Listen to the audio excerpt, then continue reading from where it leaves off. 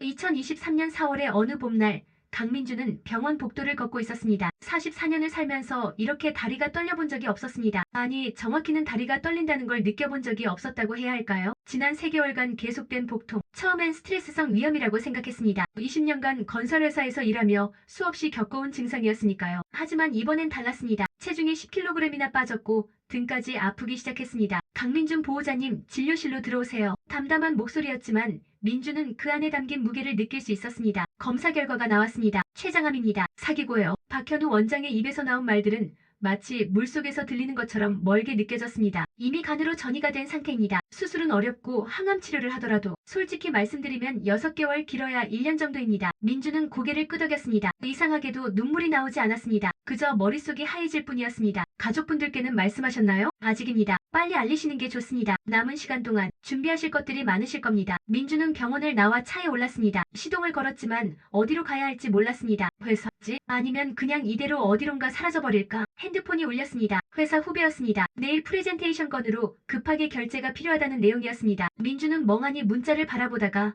갑자기 웃음이 터져나왔습니다. 프레젠테이션, 결제. 6개월 후면 이 세상에 없을 사람에게 무슨 의미가 있을까요? 집에 돌아왔을 때는 저녁 고시가 넘어 있었습니다. 거실에는 아내 수연이 TV를 보고 있었습니다. 예능 프로그램에서 나오는 웃음소리가 집안을 채우고 있었지만 묘하게 공허하게 들렸습니다. 왔어요? 수연은 TV에서 눈을 떼지 않은 채 물었습니다. 15년 전 같았다면 현관까지 달려와 반겨주었을 텐데 이제는 이게 그들의 일상이 되어버렸습니다. 응, 저녁은 먹었어. 거짓말이었습니다. 하루 종일 아무것도 먹지 못했습니다. 민주는 소파에 앉았습니다. 평소 같았으면 방으로 가서 노트북을 켰을 텐데 오늘은 그럴 기운조차 없었습니다. 여보, 응? 수연이 여전히 TV를 보며 대답했습니다. 나 병원 다녀왔어. 이 말에 수연이 처음으로 민준을 쳐다봤습니다. 남편의 얼굴이 달랐습니다. 무언가 무너져 내린 사람의 표정이었습니다. 무슨 병원? 민준은 한참을 말없이 있다가 입을 열었습니다. 췌장암이래. 사기. TV 소리만 공허하게 울려 퍼졌습니다. 수연의 얼굴에서 모든 표정이 사라졌습니다. 뭐라고? 6개월에서 1년 정도 남았대. 리모컨이 수연의 손에서 떨어졌습니다. 그녀는 입을 열었다 닫았다를 반복했습니다. 말이 나오지 않았습니다. 미안해. 민준의 입에서 나온 말이었습니다. 왜 미안하다는 말이 먼저 나왔을까요? 아마도 지난 15년간 제대로 된 남편, 제대로 된 아버지가 되지 못했다는 걸 알았기 때문일 겁니다. 수연의 눈에서 눈물이 흘러내렸습니다. 분노도 슬픔도 원망도 뒤섞인 눈물이었습니다. 왜 이제 와서 무엇을 말하려던 걸까요? 왜 이제 와서 아프냐고, 왜 이제 와서 미안하다고 하냐고. 그날 밤 그들은 처음으로 15년 만에 진짜 대화를 나눴습니다. 아니, 대화라기보다는 고백이었습니다. 수연은 얼마나 외로웠는지, 얼마나 혼자라고 느꼈는지 털어놓았습니다. 민주는 그저 들었습니다. 변명도 반박도 하지 않았습니다. 다음날 아침 민주는 아이들을 거실로 불렀습니다. 17살 지훈이는 짜증 섞인 얼굴로 나왔고 14살 서윤이는 걱정스러운 표정으로 아버지를 바라봤습니다. 아빠가 너희한테 할 말이 있어. 민주는 떨리는 목소리로 자신의 병을 알렸습니다. 지훈은 처음에 믿지 않는다는 듯 고개를 저었습니다. 그러다 아버지의 진지한 표정을 보고는 입술을 깨물었습니다. 서윤은 그 자리에서 울음을 터뜨렸습니다. 싫어. 아빠. 안 돼. 민주는 처음으로 딸을 꼭 안아주었습니다. 언제가 마지막이었을까요? 아마 서윤이가 초등학교 저학년이었을 때가 마지막이었을 겁니다. 미안해, 서윤아. 아빠가 미안해. 일주일 후 민주는 회사에 사직서를 냈습니다. 부장님, 다시 생각해보세요. 치료하면서 일할 수 있잖아요. 상사가 만류했지만 민준의 마음은 확고했습니다. 20년간 일했습니다. 이제 남은 시간은 제대로 쓰고 싶습니다. 회사를 나오는 날 민준은 이상하게도 홀가분했습니다. 명함을 내려놓고 직함을 내려놓고 강민준 부장이 아닌 그냥 강민준이 되는 기분이었습니다. 집으로 돌아오는 길 민준은 오랜만에 친구 태영에게 전화를 걸었습니다. 태영아, 나 민준이야. 민준아, 오랜만이다. 뭐 일 있어? 만날 수 있어? 할 얘기가 있어. 그날 저녁 홍대 근처의 작은 서점에서 민준과 태영이 만났습니다. 태영은 5년 전 회사를 그만두고 이 작은 서점을 운영하고 있었습니다. 민준은 그때 태영을 이해하지 못했습니다. 왜 안정된 직장을 버리고 그런 선택을 하냐고 물었었죠. 그래서 무슨 일인데? 민준은 자신의 병에 대해 이야기했습니다. 태영은 말없이 듣다가 민준의 어깨를 꽉 잡았습니다. 민준아, 괜찮아. 어차피 받아들였어. 근데 태영아, 나 너한테 물어볼 게 있어. 응? 너 후회 안 해? 회사 그만두고 이렇게 사는 거. 태영은 잠시 생각하더니 웃으며 말했습니다. 단 한 번도 후회한 적 없어. 돈은 덜 벌지만 내가 진짜 하고 싶은 걸 하면서 사니까. 아침에 눈 떴을 때 출근하기 싫다는 생각 안 해. 그게 얼마나 행복한지 알아? 그 말이 민준의 가슴을 찔렀습니다. 나는 단 한 번도 그런 생각 안 해봤어. 내가 뭘 하고 싶은지, 어떻게 살고 싶은지. 아직 늦지 않았어, 민준아. 6개월밖에 안 남았는데? 그래도 6개월이잖아. 6개월을 어떻게 사느냐가 중요하지.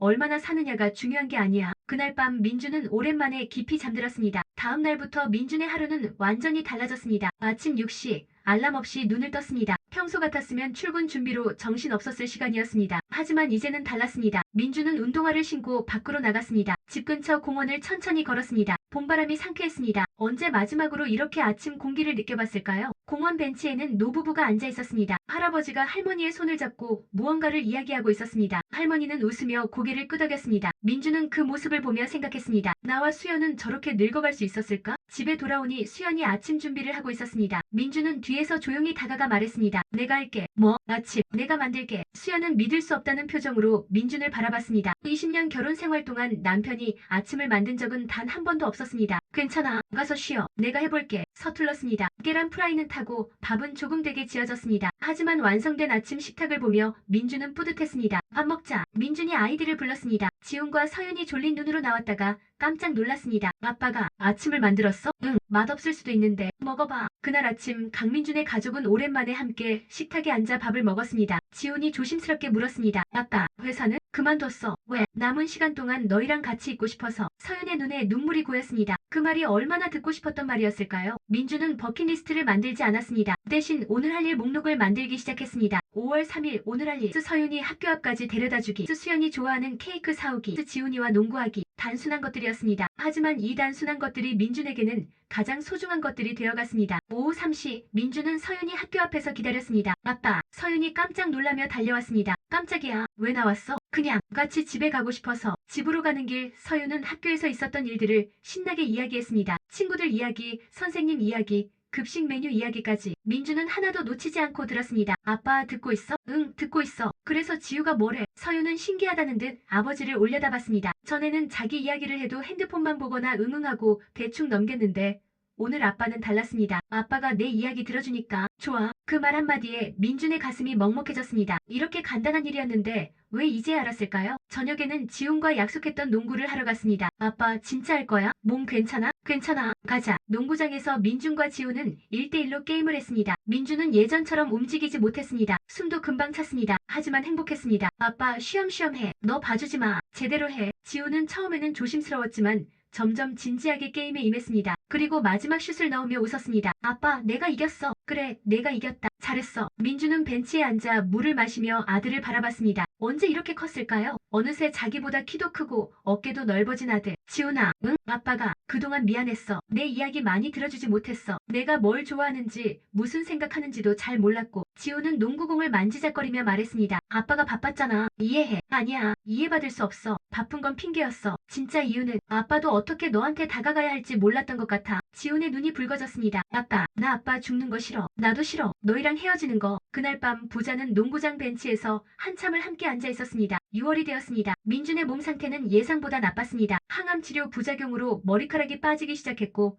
체중도 더 줄었습니다. 하지만 이상하게도 민준은 예전보다 더 생기 있어 보였습니다. 주치의 박현우 원장도 놀라워했습니다. 강민준 씨, 수치상으로는 나빠지고 있는데 표정은 왜 이렇게 밝으세요? 선생님, 저 요즘 너무 행복합니다. 행복하다고요? 네. 죽음을 앞두고 이상한 말 같지만 진짜 행복해요. 지금이 제 인생에서 가장 행복한 시간인 것 같아요. 박 원장은 조용히 미소 지었습니다. 의사생활 20년 동안 이런 환자는 처음이었습니다. 수연도 변하고 있었습니다. 처음에는 남편에게 화가 났습니다. 왜 이제 와서 변하는 거야? 왜 진작 이렇게 못했어?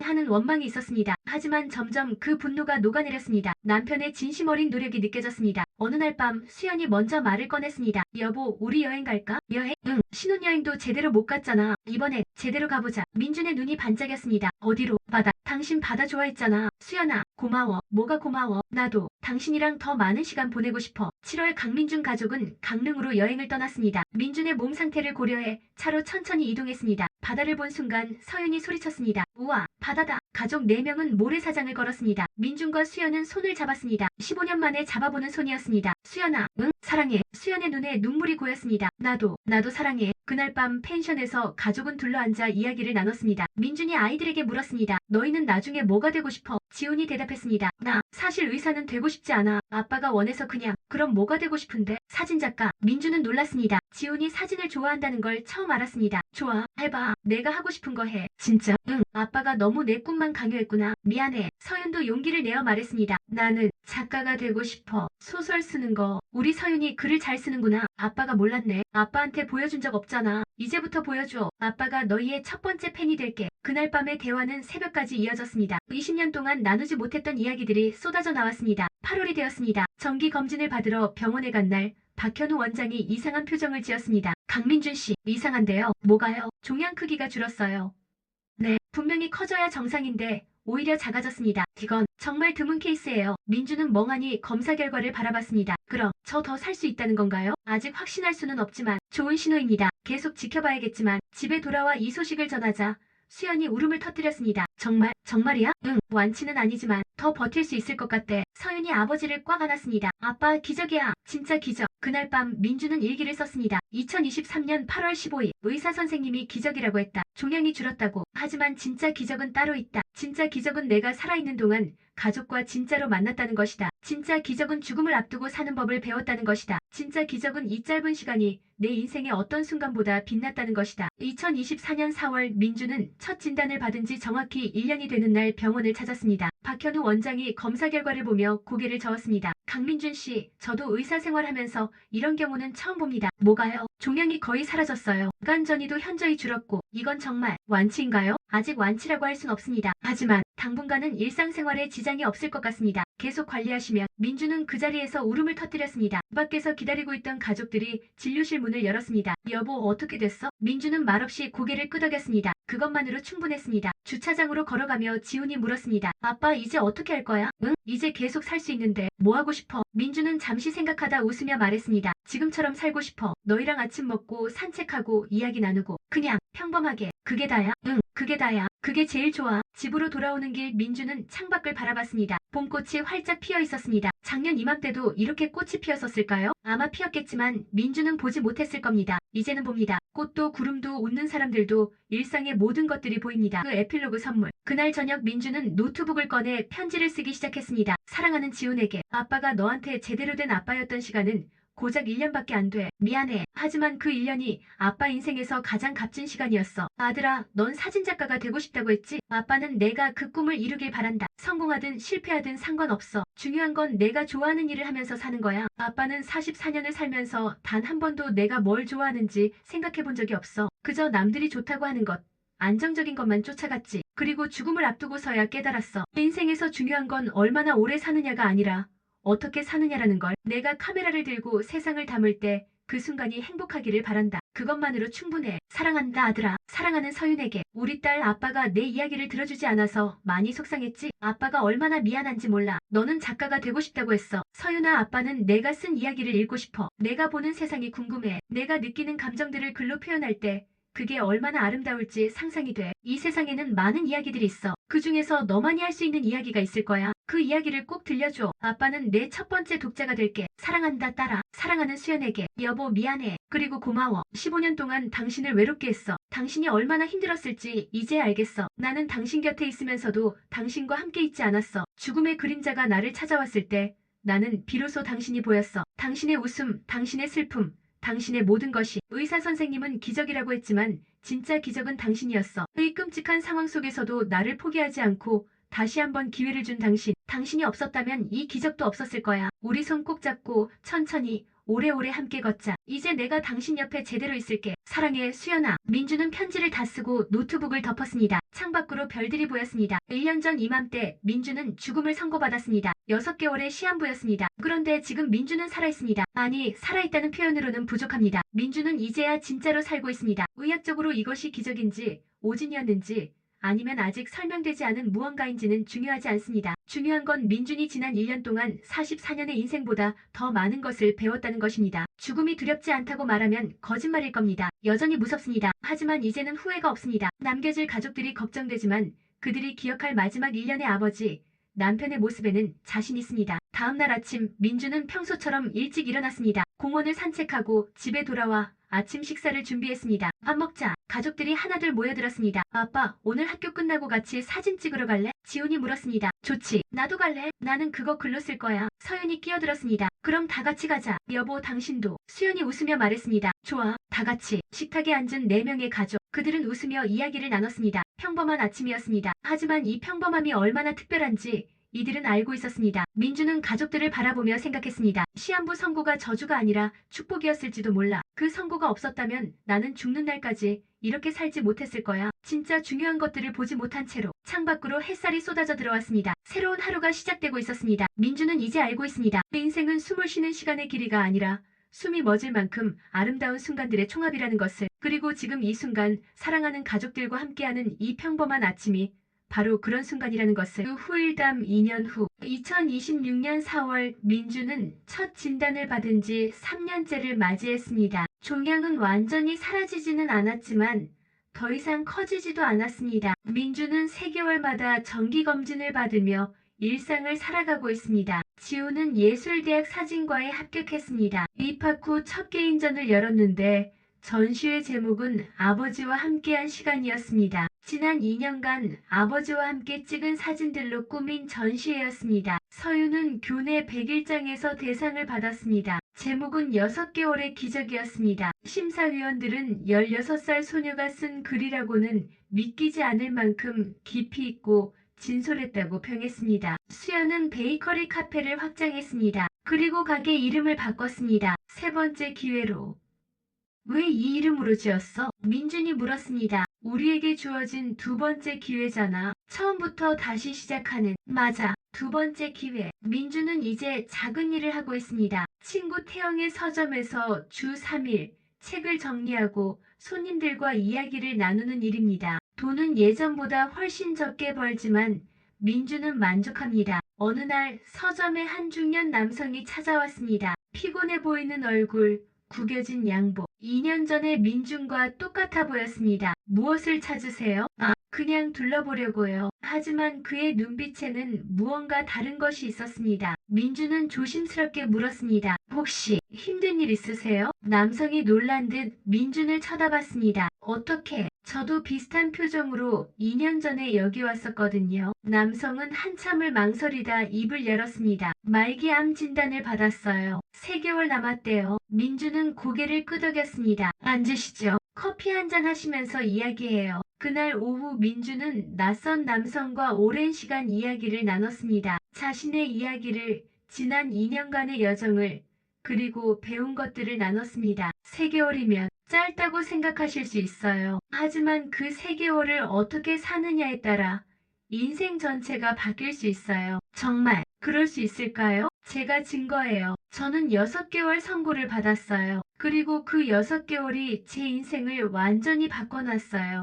역설적이게도 죽음의 선고가 제게 사는 법을 가르쳐줬죠. 남성의 눈에서 눈물이 흘렀습니다. 늦지 않았어요. 아직. 민준이 그의 어깨를 가볍게 두드렸습니다. 그 마지막 이야기. 그날 저녁 집으로 돌아온 민준은 수연에게 물었습니다. 여보, 나 뭔가 해야 할 것 같아. 뭔데? 오늘 서점에서 만난 사람처럼 시한부 선고를 받은 사람들을 돕고 싶어. 내 경험을 나누고 싶어. 수연은 잠시 생각하더니 웃으며 말했습니다. 좋은 생각이야. 당신이 받은 선물을 나누는 거네. 선물? 응. 2번째 기회라는 선물. 그리고 그 과정에서 배운 모든 것들. 민주는 고개를 끄덕였습니다. 그 후 민주는 병원의 완화의료팀과 함께 리빙 웰 프로그램을 시작했습니다. 시한부 선고를 받은 환자들과 그 가족들을 만나 남은 시간을 의미 있게 보내는 방법에 대해 이야기하는 프로그램이었습니다. 첫 모임에서 민주는 자신의 이야기를 솔직하게 나눴습니다. 저는 죽음의 선고를 받고 나서야 살기 시작했습니다. 44년을 살면서 단 한 번도 살아있다는 걸 느껴본 적이 없었어요. 그저 생존하고 있었을 뿐이죠. 가족들에게 진짜 아버지가 되어본 것도,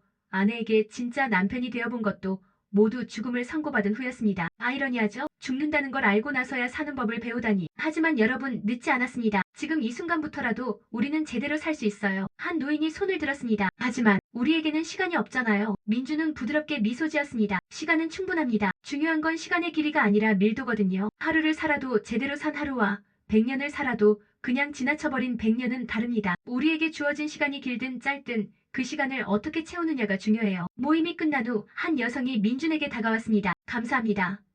오늘 이야기 듣고 희망이 생겼어요.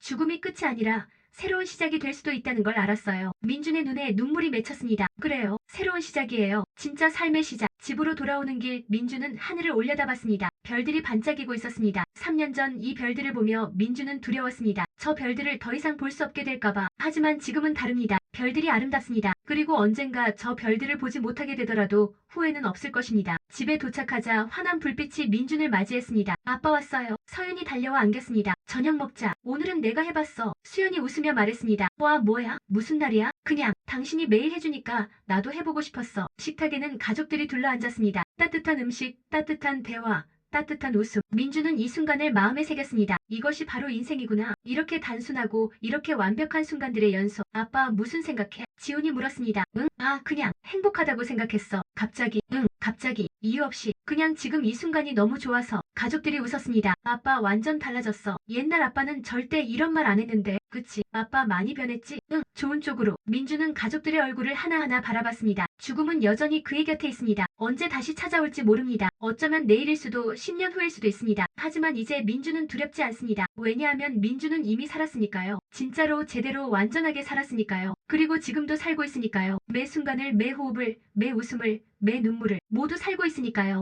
인생은 우리가 숨쉬는 순간들의 수가 아니라 숨이 멎을 만큼 아름다운 순간들로 측정된다.